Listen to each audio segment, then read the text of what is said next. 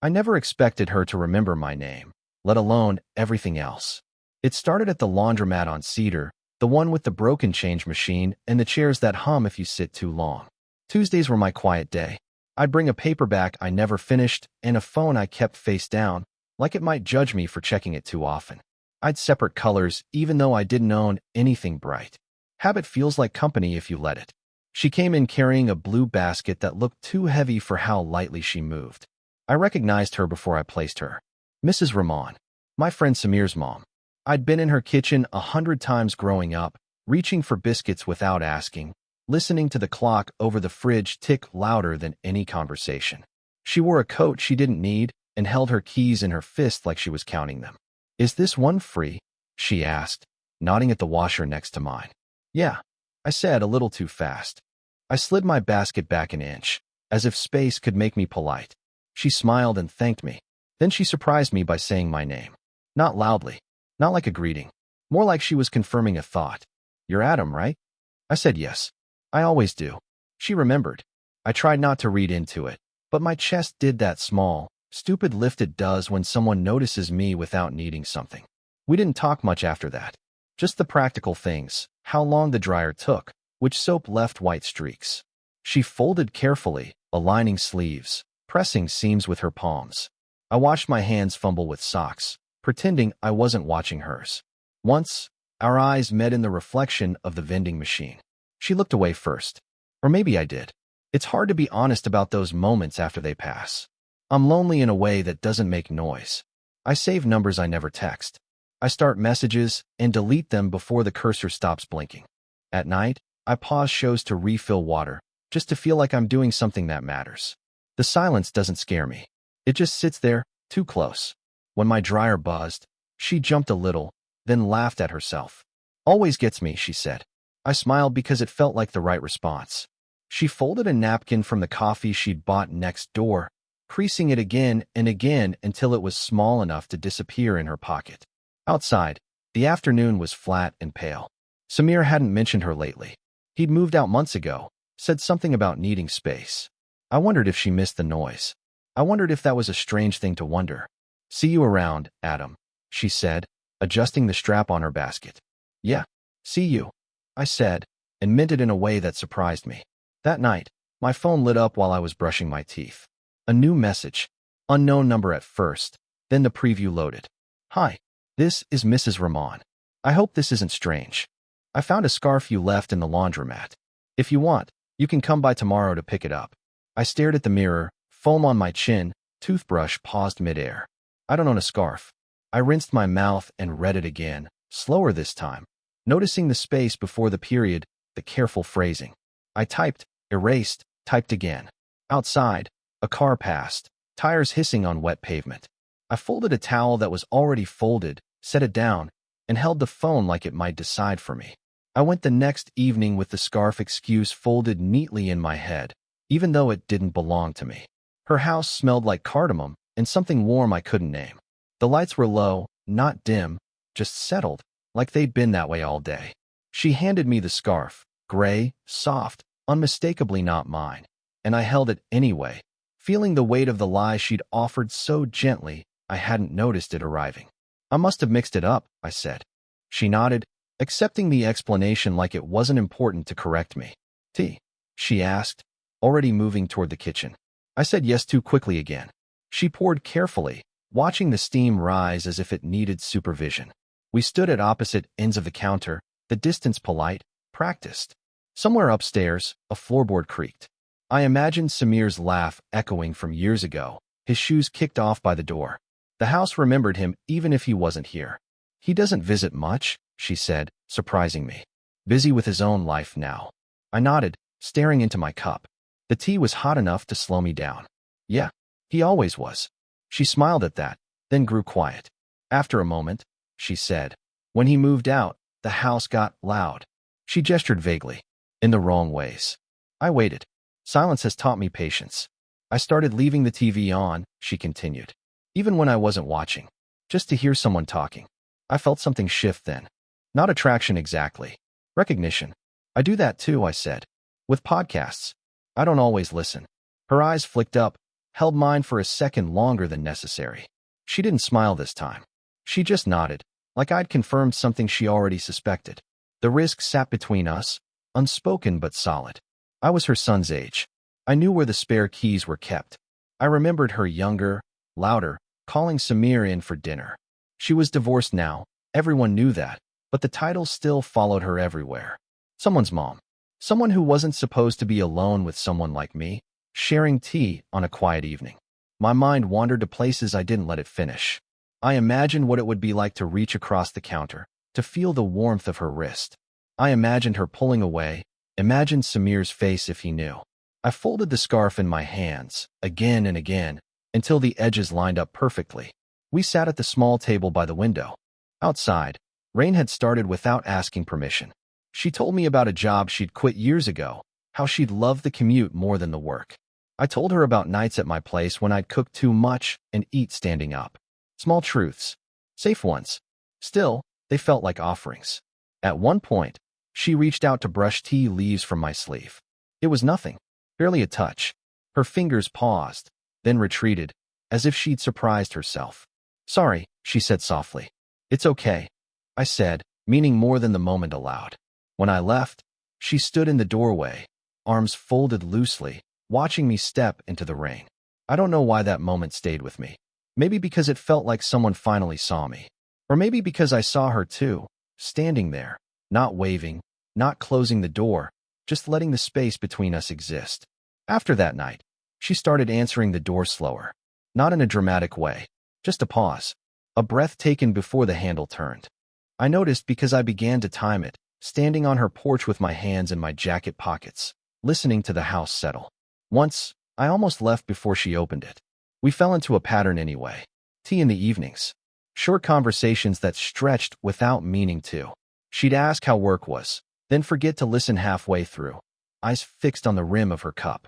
I'd help with small things, tightening a loose hinge, reaching a shelf she pretended she could manage. Our shoulders brushed once in the hallway.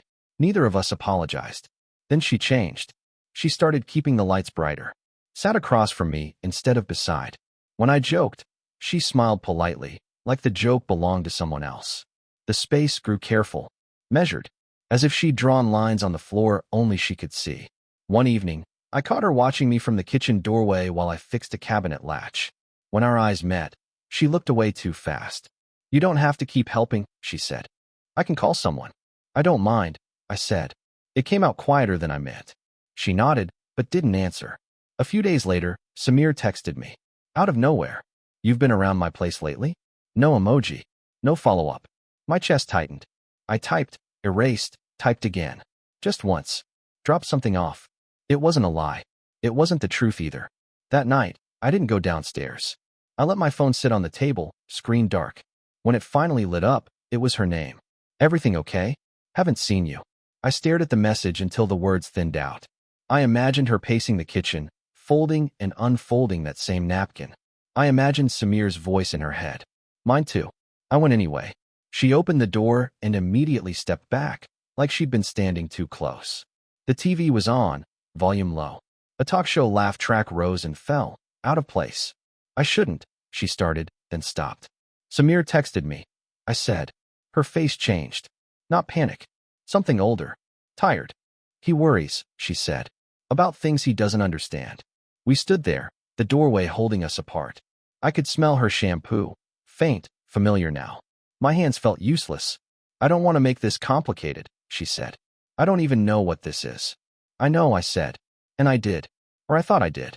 She reached for the doorframe beside my shoulder, not touching me, just close enough that I felt the heat of her arm. Her voice dropped. You're young. You'll meet someone who doesn't come with history. I smiled small. History's everywhere. For a second, the air shifted. She leaned in, not all the way, just enough that I could see the faint line near her mouth, the place where a smile had lived longer than it should have. I thought she might say something she couldn't take back. Instead, someone knocked. Sharp. Sudden. We jumped apart. Her neighbor's voice floated in, asking about a package. The moment broke cleanly, like glass swept off a table. When she looked back at me, something had closed. Good night, Adam, she said. I walked upstairs feeling like I'd left something unfinished behind me. Or maybe like I'd just been spared from finishing it at all that I saw her with someone else before I knew I was looking for her. It was after a late shift, the sky still holding onto a bruised kind of blue. I cut through the park because it was quieter than the main road. That's when I noticed her on the bench near the jacaranda tree, the one that drops purple petals like it's apologizing for something. She was laughing. Not the small, careful smile she gave me. This was fuller, uncontained. A man stood in front of her, maybe her age, maybe older, holding 2 paper cups. Coffee, probably. He handed her one. Their fingers touched. They didn't pull away fast. I stopped walking. Just stood there, stupidly, my bag cutting into my shoulder. I told myself it wasn't my place to feel anything. Told myself this was normal. Healthy, even. She deserved company that didn't come with confusion attached. Still, something tight and unreasonable twisted in my chest. She saw me then. Her laughter faded. Not dramatically, just dimmed. The man followed her gaze. Looked at me like I was a passing thought. She said something to him I couldn't hear. He nodded, stepped back, polite. Too polite. Adam, she said when I got closer. Hey, I said. I glanced at the empty cup in her hand, then away. Didn't mean to interrupt. You weren't, she said quickly. We were just talking. The man gave a small wave and walked off. I watched his back disappear down the path, hating myself for memorizing the way she'd looked at him. How easy it seemed. We sat on opposite ends of the bench. The space between us felt deliberate now, measured. You didn't tell me you come here, I said. I don't usually, she replied. He does. I nodded. The petals stuck to the bottoms of my shoes. I scraped one off with my heel, over and over, until it tore. I shouldn't have come, I said. It sounded like an apology and an accusation at the same time. She folded her hands in her lap, unfolded them. You didn't do anything wrong. That's not what it feels like, I said. Silence settled. Comfortable once. Now it pressed. I think, she began, then stopped. Took a breath. I think I've been pretending I don't know what this is. My throat tightened. I stared straight ahead, afraid if I looked at her I'd misread something and ruin it anyway. And I think, she continued, quieter. That's not fair to you. To me? I asked, finally turning. Her eyes were tired. Honest in a way that felt dangerous. You look at me like I'm something more than I am. And sometimes I let myself believe it. I don't imagine things, I said. Not defensive. Just tired of holding it in. I know, she said. That's what scares me. The wind lifted, carried the smell of damp earth. She shifted closer. Not touching. Just nearer. I don't want to hurt you, she said. I laughed softly, without humor. You already are. She closed her eyes. When she opened them, there was something like relief mixed with fear. If I asked you to stop coming by, she said slowly, could you? The question hung between us. Not answered. Maybe not meant to be. She leaned forward, elbows on her knees, face in her hands. I sat there, still, wondering which answer would cost less. And knowing either way, something was about to be lost. After the park, she stopped answering. Not all at once. Just slower.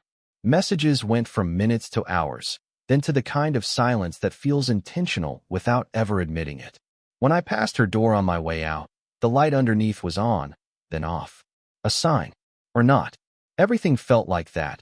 Possible meanings stacked on top of each other, none solid enough to stand on. So I stopped going downstairs. I told myself it was respect, space, maturity.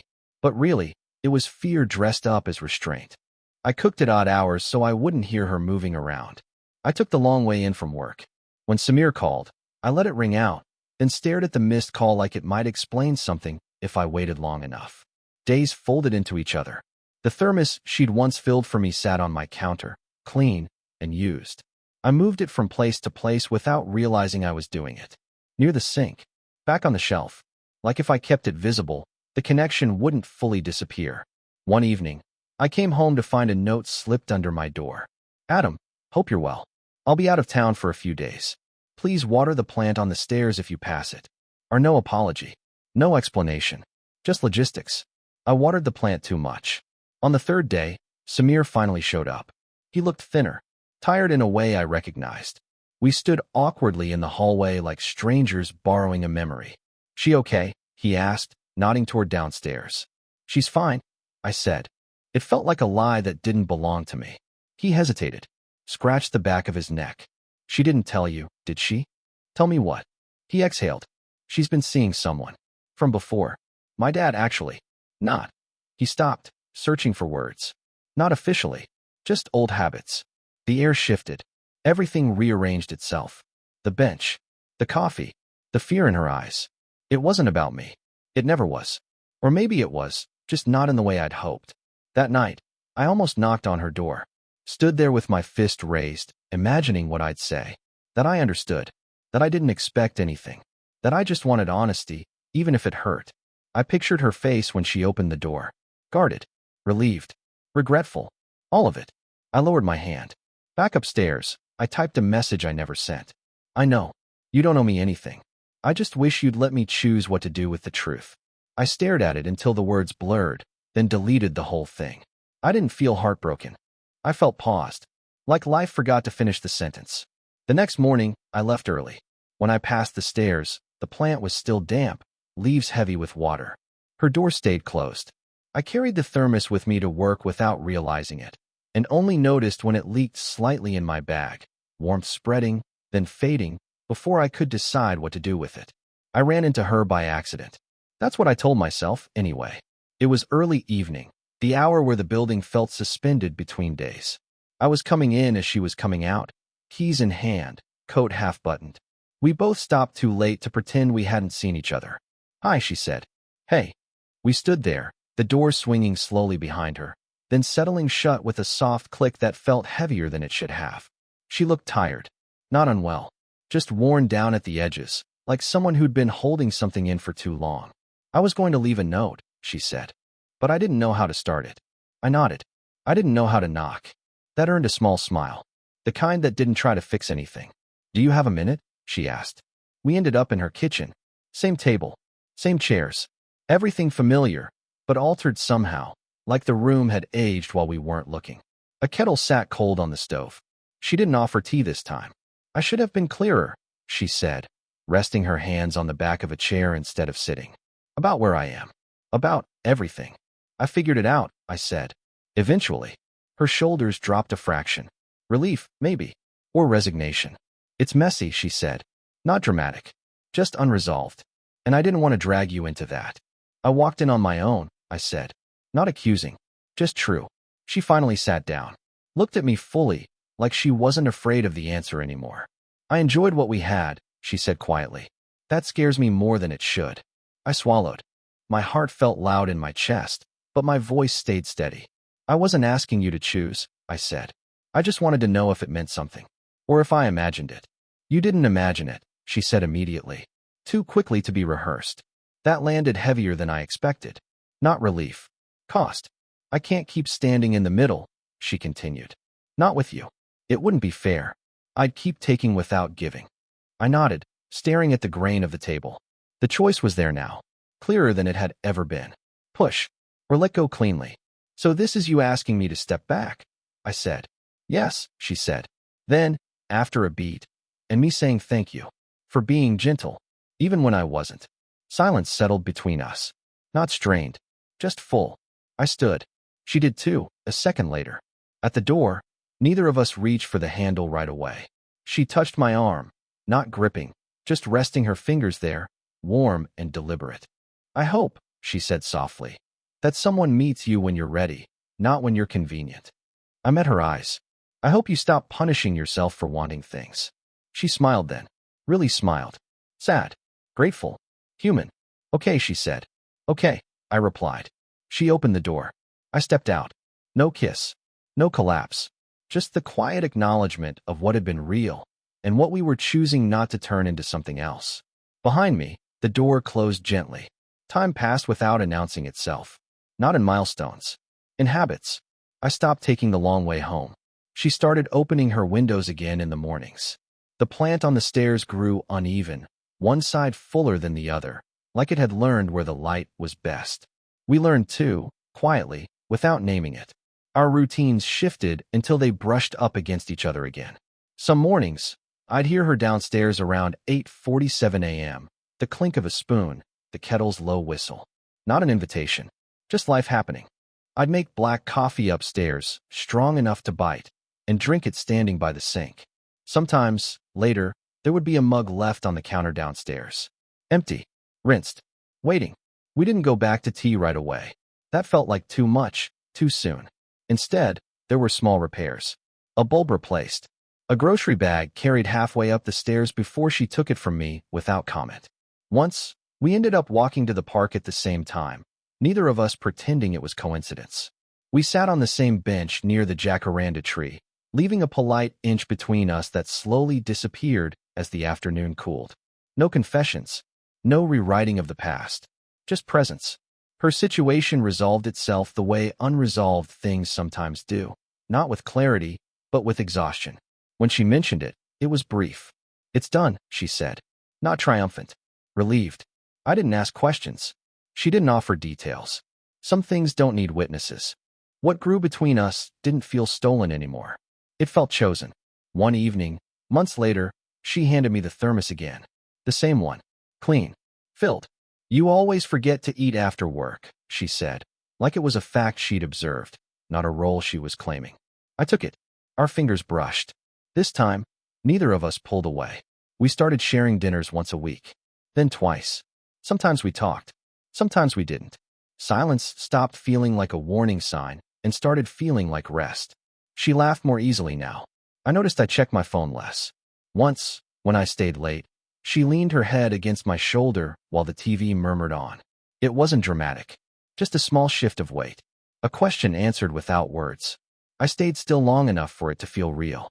Later, when she stood to turn the lights off, she squeezed my hand once. Not to keep me. Not to test me. Just because it was there. Life didn't become perfect. We still disagreed about stupid things. I still forgot things she thought were important. She still overthought moments that didn't need it. But the loneliness I carried stopped echoing. Hers did too. It softened. Learned how to sit with someone else in the room. One morning, we passed each other on the stairs, both barefoot, both half awake. She smiled at me, not careful, not afraid. "I made tea," she said. "I'll bring the coffee," I replied. And later, sitting side by side, cups warming our hands, I realized something simple and steady. Nothing had been rushed. Nothing had been taken. We didn't fall into love. We walked into it, slow enough to recognize it when we arrived.